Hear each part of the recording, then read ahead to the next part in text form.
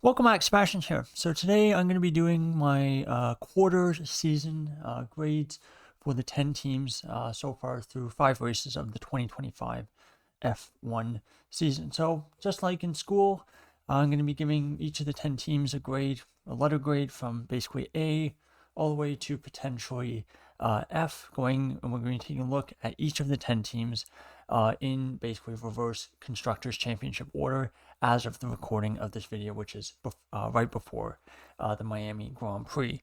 So starting off with the team who's last in the Constructors Championship, and that is Kick Sauber. So we've gotten some stats here. We've gotten pole gap, so basically their average gap to pole position through the first 5 races in the main qualifying sessions. We have their average minimum starting position, and then for the kind of race stats, we have points, their current constructors rank, which again will be pretty easy to figure out, and then average minimum finishing position. So taking a look at first the qualifying stats, so pole gap 1.542 seconds, and again that is worse than their pole gap on average from last year. Taking a look at average minimum starting position 15.2, which is 1.2 positions worse than last year. So all in all, qualifying actually somehow even worse than last year, despite the fact that I think there was a little bit of hope that things would be a bit better over 1 lap pace. In race results, though, I think they obviously have 6 more points than they did at this time last year, massively benefiting from Hulkenberg's great performance in Australia with a bit of luck with the circumstances. But despite that, they do still sit 10th in the constructors, and there doesn't really seem to be any hope on the horizon. I think they're really going to need another really lucky result in order to really add on that point total. However, average minimum finishing position is slightly better than last year's. That's sitting on 13.4 through 5 races, but again, that is going to be helped by that 7th place finish.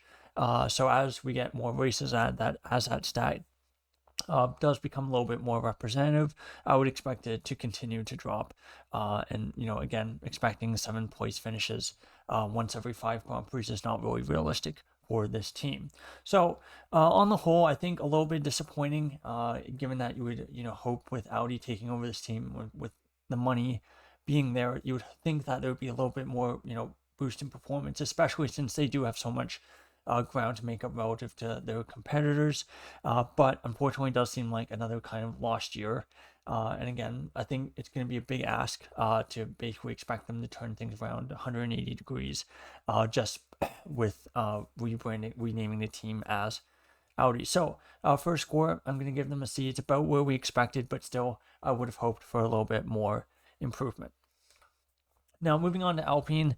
For Alpine, qualifying is better than last year, which again, not a big surprise given how horrific the first half of their season was last year. Pole gap 0.836 seconds. Average minimum starting position 8.8, which is 1.3 positions higher than their total for last year.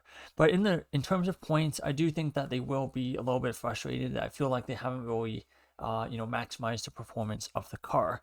They do have 6 points, which is 6 points more than they had last year after they had that horrific start, being the slowest team for, I would say, the first third of the season. But again, they still are only 9th in the Constructors Championship. In terms of average minimum finishing position, this is kind of where you can see the fact that they haven't really maximized their car's pace. Average minimum finishing position of 11.6, which is 1.72 positions worse than last year. And again, when you compare the average minimum starting position to the average minimum finishing position, you can see it's about 3 positions worse. And that's generally not what you want to see. You generally want them to be either very close or actually in the positive, where you're actually finishing above your qualifying results. So because of that, I do think the speed is pretty good. They're pretty close to Williams, I would say, in terms of just outright pace, but they haven't really been able to capitalize that for one reason or another. Gasly had that spin in basically half spin in Australia, and then of course crashed out on the first lap. And when you're basically a one-car team, when you have such a big performance differential between Doohan and Gasly, and if your lead driver has something happen, it makes it very, very hard for them to score points. So on the whole, I'm going to give them a C+. I think the pace is good. And I think it's a little bit better than what we would have expected going into preseason testing. But again, I think the one big thing holding them back is the fact that they haven't actually capitalized on that performance. Now, moving up to Racing Bulls. Racing Bulls, I think, pretty interesting start to the season. In terms of qualifying, their pole gap 0.785 seconds, which is a pretty substantial improvement from last year. Again, this is comparing the whole season compared to just 5 races. So again, it is a little bit of a small sample size, but they are about 2 and a bit tenths up on their performances in qualifying last year. In terms of average minimum starting position, again, 8.0, whole position better than last year. So I think qualifying performance has generally been very good, but I think one big question mark for me is, do those performances, do these stats, hold up with the driver lineup of Hadjar and Loss? I do think, both of them do have potential, but I think, Tsunoda was definitely the better of the 3 drivers that they've had this year. And I do think it's a bit of a valid concern of, if one day Tsunoda was basically taken by Red Bull, swapped with Lawson, their performances have seemed to kind of peter out a little bit. But, I think, for example, Hadjar's performance in Saudi Arabia showed that there still is quite a bit of performance in that car. In terms of race day, I think it's been all right. They have 8 points so far, which is one more than last year. They are 8th in the constructors. In terms of average minimum finishing position, 10.6, so again, a little bit worse than last year. I think the paces there, the drivers have been, pretty good. I think they've just been really let down by really horrific strategy calls the first 2 races where they had the biggest opportunities to score big points, and then also a little bit of big luck, given the fact that, they don't really have control of their own driver lineup. So the fact that, the Red Bull parent team basically swapped their drivers, made their driver lineup worse, with other things such as, Tsunoda's front wing blowing up, has been a little bit of bad luck, things that have been outside of their control. But that being said, I don't think it's been, a terrible start, but I do think, again, quite a bit of room for improvement. So I'm giving them a B- grade to start the season. Now, for Aston Martin, this is not so good. Red all across the board. For Aston Martin, pole gap 1.191 seconds, about 2.5 tenths worse than last year, so that's not so good. Average minimum starting position also quite bad, 12.6 so far, and that is 4.9 spots worse than last year, which is a pretty substantial drop. I think Alonso's qualified 12th or 13th every race, hasn't gone into Q3 yet, which really either suggests that their drivers are holding them back into qualifying. And again, Alonso is a fantastic driver, but I think, at 43 years of age, I don't think his qualifying performances are at his best, and I don't think it's quite at the top of the midfield level at this point in his career. So I do think, a bit of a possible argument there that, they don't have the drivers that are getting the most out of the car over 1 lap. Not such those concerns, in the race pace, and I think for Alonso still performing very well in the races, just very unlucky to start the season. But when you look at points, they only have 10 so far, all courtesy of Lance Stroll in the first 2 races, but that is 30 points less than they had at this time last year. However, they are still 7th in the constructors, and given how bad Sauber are, I think really at worst they could fall to 9th this year, but never say never. Sauber might get another crazy result, but I do think Alonso will be able to pick up some 9th place, 10th place finishes here and there through the season. Average minimum finishing position, again, pretty bad, 10.4, and that's about 2 positions worse than this metric last year. So I think all in all, a pretty disappointing season. Start to the season for Aston. Not really on their drivers. I think Alonso's been decent. Stroll, obviously very opportunistic, but really inconsistent. It's about what you would expect from the pair of them, but unfortunately the cars just really let them down, I would say. So for Aston, I'm going to give them a D+. I think their drivers been all right, and I think it's really just been the car that's really let them down this year.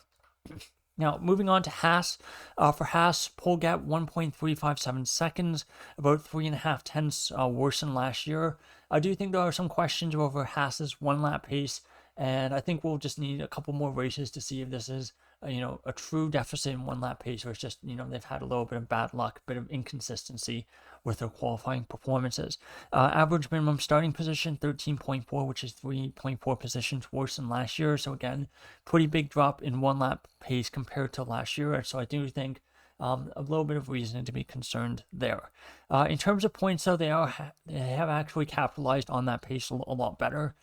They have 20 points, 15 more than at this time last year, and they're sitting in 6th in the constructors. I think if they can get their act together over one lap, I think this is a team that could compete for 5th in the constructors championship. But I do think it's probably going to be pretty competitive between themselves, Williams and Alpine, if Alpine can get their act together.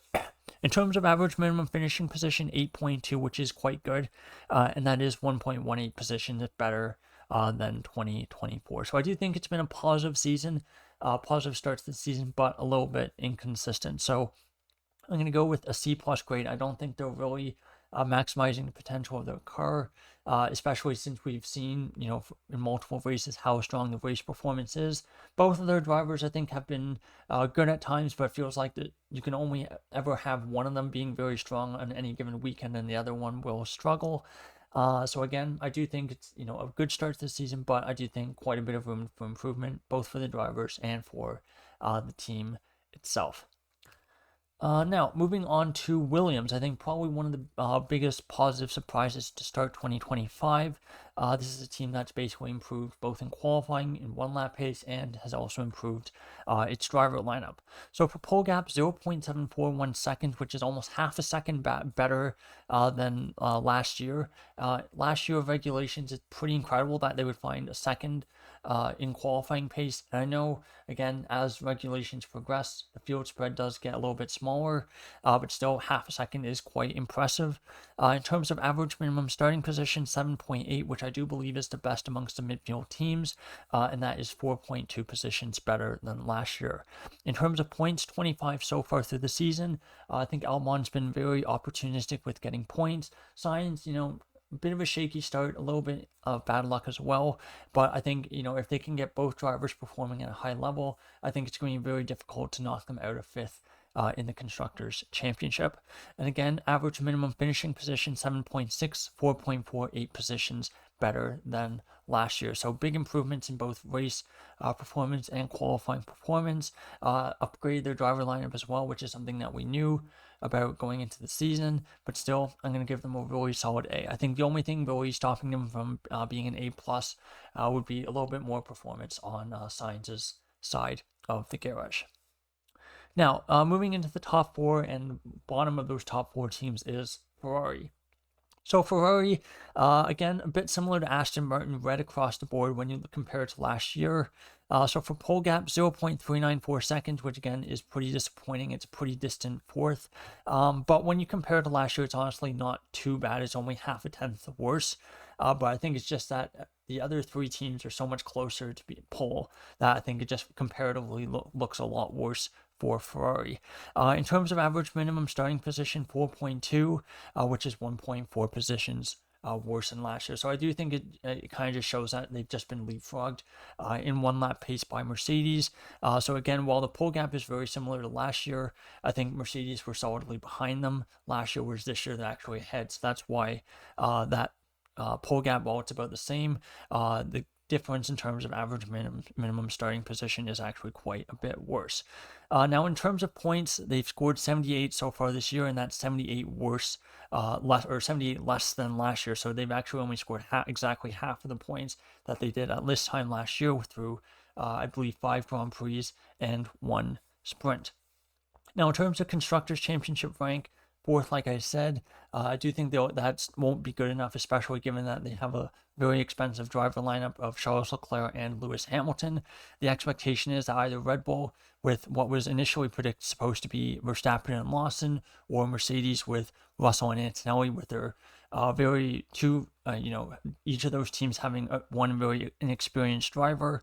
The expectation was that those would be the 2 teams battling out for 4th in the Constructors. So the fact that Ferrari, with what in theory is supposed to be the best driver lineup on paper, is sitting in 4th in the Constructors is pretty disappointing. I don't really entirely blame either of their drivers. I would say if I had to blame one, of course it would be Hamilton, given that Leclerc, I think, is performing at such a high level. But again, I don't think, Hamilton's been awful, except, over one lap. I think he's definitely had quite a bit of struggles there. Average minimum finishing position, 4.6. So again, 2.14 positions worse than last year. And I think, Again, last point on Hamilton, I think it's going to be very important for Ferrari that Hamilton can get on top of his struggles, particularly in one lap pace.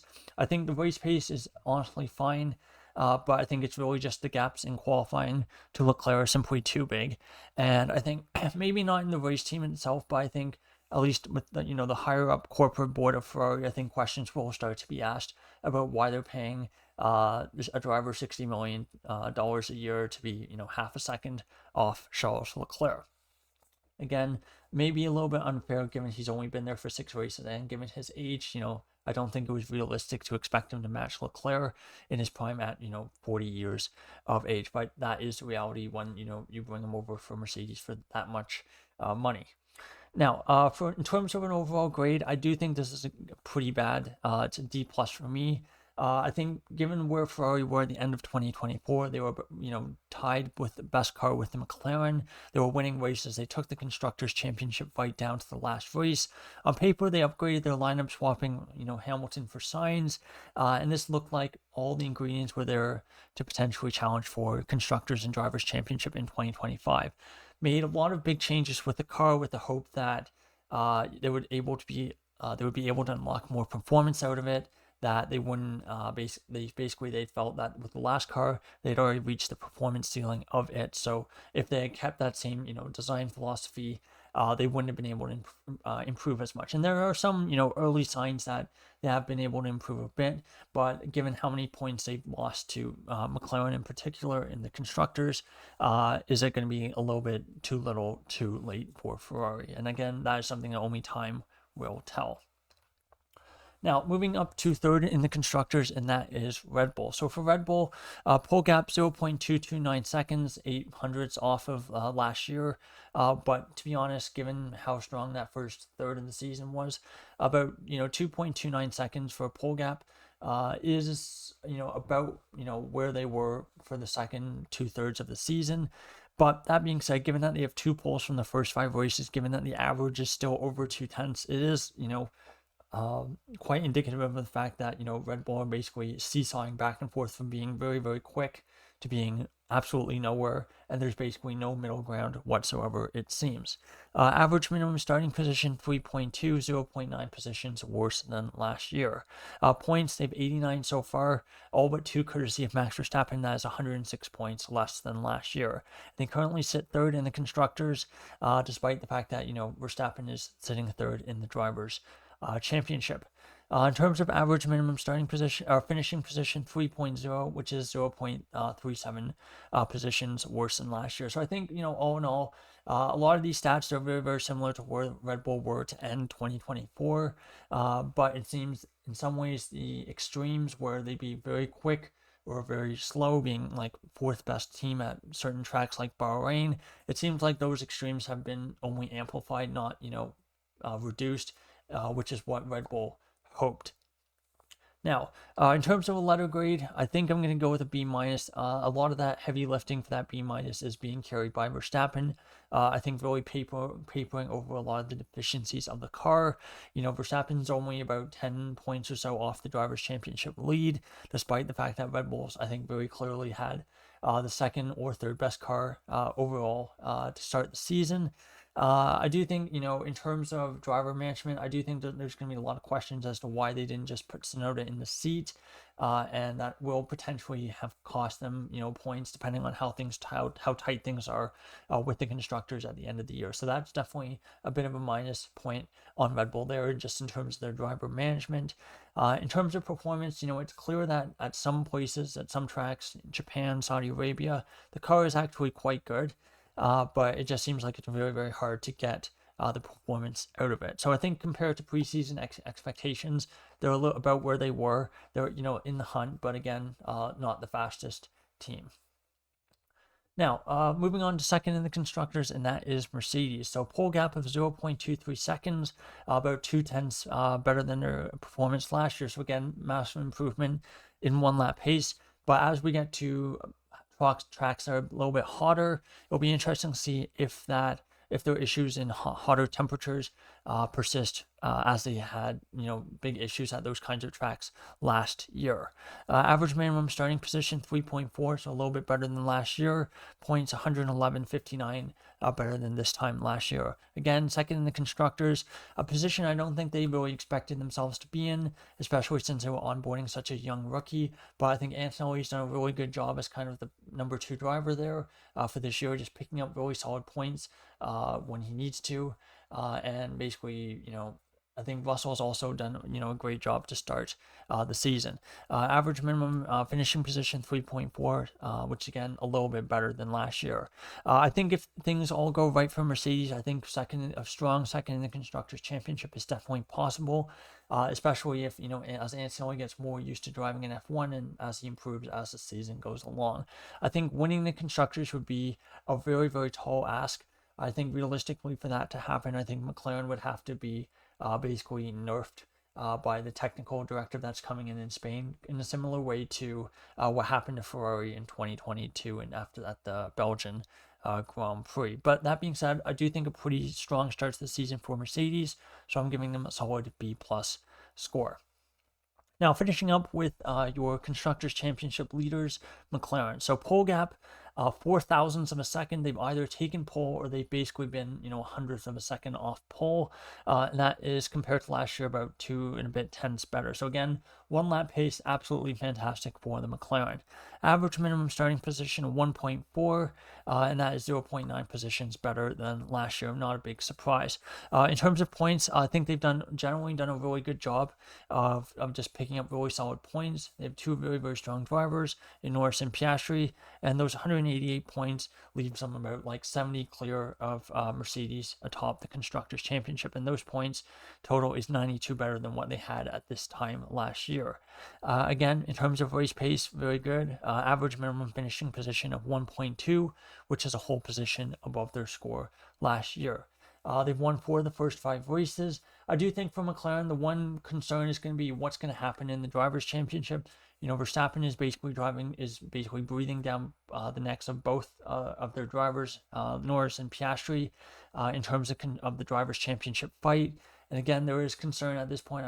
I think there should be at least that this might go the same way as perhaps 2007, where the 2 McLarens fight amongst each other, and Kimi Räikkönen kind of swings in and steals the Drivers' Championship from both of them.